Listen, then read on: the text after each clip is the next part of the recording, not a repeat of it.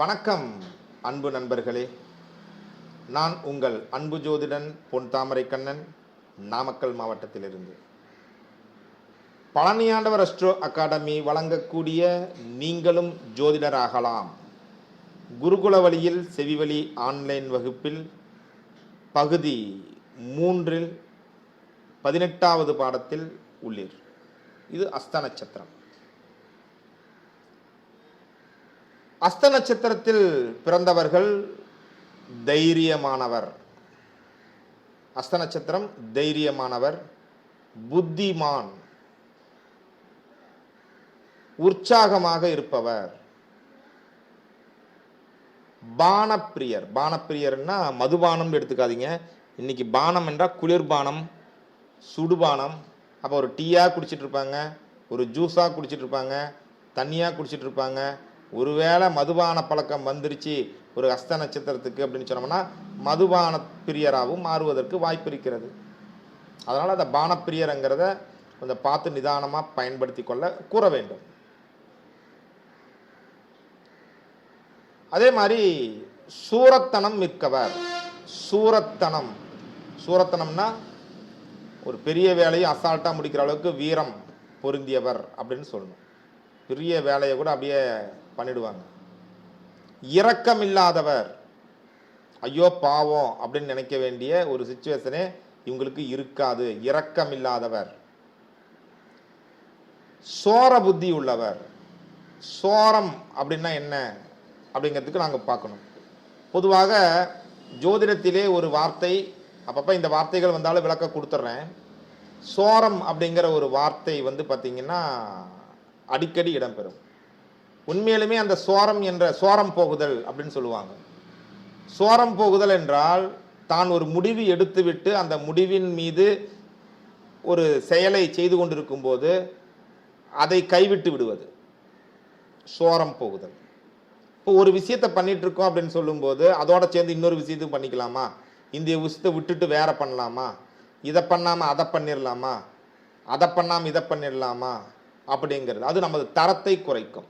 சோரம் போகுதல் அப்படின்னு சொன்னோம்னா முன்னாடி ஒன்று பேசிட்டு உடனே மாற்றி பேசுறது, பேசின மாதிரி இல்லாமல் வேற ஒன்றை பேசுறது, இது மாதிரி எடுத்துக்கலாம். ஆனாலும் சோரம் போகுதல் என்பது நேரடியாக கற்பு நெறி, கற்பிழத்தல் அப்படிங்கிறத பற்றி தான் எல்லாம் நினச்சிட்டு இருக்கோம். ஆக்சுவலாக அது அப்படி கிடையாது. ஒன்று இருக்கும்போது இன்னொன்றுக்கு ஆசைப்படுவதும் சோரம் போகுதல் அப்படிங்கிறது தான் அர்த்தம். சரிங்களா? அதுதானே ஒழிய வேற மாதிரி நம்ம மோசமாக எடுத்துக்க வேண்டிய அவசியம் இல்லை. இருந்தாலும் கூட இந்த அஸ்த நட்சத்திரக்காரர்கள் அழகானவர்கள். இவர்களுடைய 2வது கட்ட வாழ்க்கையில், அதாவது பாதி ஆயுளுக்கு மேல் பிற்கால வாழ்க்கையிலே பெரும் செல்வம் ஈட்டக்கூடியவர், பின் யோகத்தில் செல்வம் ஈட்டக்கூடியவர். ஸ்நானப்பிரியர். ஸ்நானப்பிரியர்னா சதா குளிச்சுட்டே இருப்பாங்க. நாம் வேற ஒரு நட்சத்திரம் கூட சொன்னோம் இல்லையா, சலுப்பாக இருக்கு குளிக்கிறேன், சந்தோஷமாக இருக்கு குளிக்கிறேன், வருத்தமாக இருக்கு குளிக்கிறேன், தூக்க வரல குளிக்கிறேன். அப்போ போய் குளிச்சு ஒரு குளியல் போட்டு வந்துட்டேனே, சாப்பிட்றதுக்கு முன்னாடி ஒரு குளியல் போட்டு வந்து சாப்பிட்றேனே, டீ குடிக்கிறதுக்கு முன்னாடி ஒரு முறை குளிச்சுட்டு வந்துடுறேனே, இது மாதிரி அடிக்கடி குளிப்பார்கள். ஒரு நாளைக்கு 3 முறை குளிக்கணும்னாலும் குளிச்சுட்டு வந்துடுவாங்க. இவங்களுக்கு சலுப்பாக இருக்காது. மந்த புத்தி உடையவர் அப்படிங்கிறவங்களை கேளுங்க, 2 நாளைக்கு ஒரு முறை குளிக்கவா? இந்த பெங்களூர் சைட்ல எல்லாம் பார்த்தீங்கன்னா சதா அந்த இந்த பலனே பழிக்காது, ஸ்நானப்பிரியரே பழிக்காது. அங்கெல்லாம் 2 நாளுக்கு ஒரு முறை குளிச்சாலே ஸ்நானப்பிரியர். அங்கே இருக்கக்கூடிய ஒரு சில நபர்கள் ஒரு வாரத்துக்கு ஒரு முறை தான் குளிப்பாங்க, 2 முறை தான் குளிப்பாங்க. என்னுடைய அப்பாவே பெங்களூரில் 20 வருஷம் இருந்தவர். அவரே நம்ம ஊருக்கு வந்த பின்னாடி டெய்லி குளிக்கிறாரு, அது கரெக்டு. ஆனால் அவர் சொல்லுவார், சனிக்கிழமை குளிப்போம்ப்பா, அடுத்தது ஞாயிறு திங்கள் விட்டு செவ்வாய்க்கிழமை சாயங்காலம் குளிப்போம், அடுத்து திரும்பவும் சனிக்கிழமை தான் குளிப்போம் அப்படிம்பார். அது அந்த ஏரியா பழக்கம், அது நமக்கு இல்லை. ஒரு தகவலுக்காக சொன்னேன். ஸ்நானப்பிரியர் அந்த ஊரில் ஒரு ஸ்நானப்பிரியர்னா தினசரி குளித்தாலே ஸ்நானப்பிரியர். நம்ம ஊரில் டெய்லி 2 முறை 3 முறை குளித்தா ஸ்நானப்பிரியர். அப்படி எடுத்துக்க வேண்டியது. இதுவும் பலன்களும் இடம் பொருள் ஏவல் பொறுத்து தானே. சரி, இப்போ அதில் பாதம் 1 உண்மை பேசாதவர். உண்மை பேசாதவர், தற்பெருமை பேசுபவர். அதே மாதிரி நகைகள், தங்கம், வெள்ளி, வைரம், வைடூரியம், அது மாதிரி அந்த பொன் நகைகளில் ஆர்வம் கொண்டவர். நற்காரியங்கள் மீது ஆர்வம் கொண்டவர். சரிங்களா? நல்ல காரியங்கள் செய்வார், பொன் நகைகள்லாம் சேர்ப்பாங்க. ஆனால் உண்மை பேச கொஞ்சம் உண்மை பேசாமல் போயிடலாம். தற்பெருமை கொஞ்சம் அதிகமாக பேசுவாங்க. 2ஆம் பாதம்.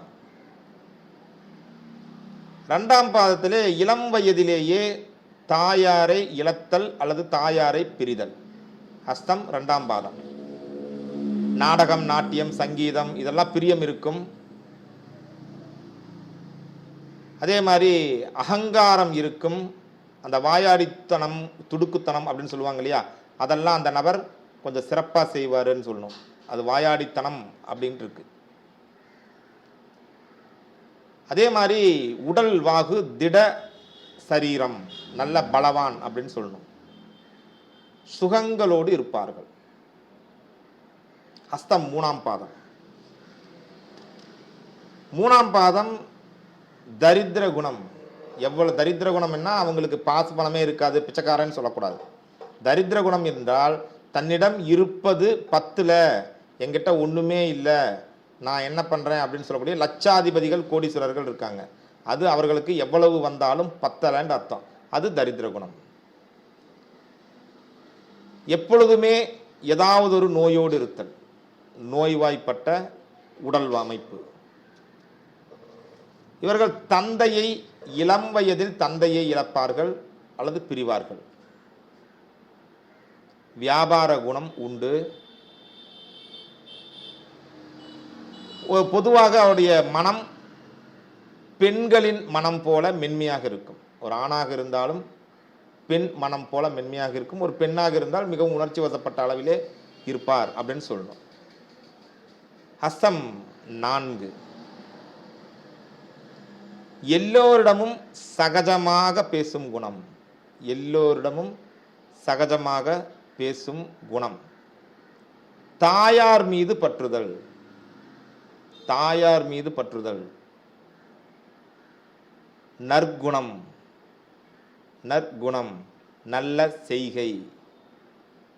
சந்தோஷமாக இருப்பார்கள். இது ஒரு நல்ல பாதம். சந்தோஷமாக இருப்பார்கள்.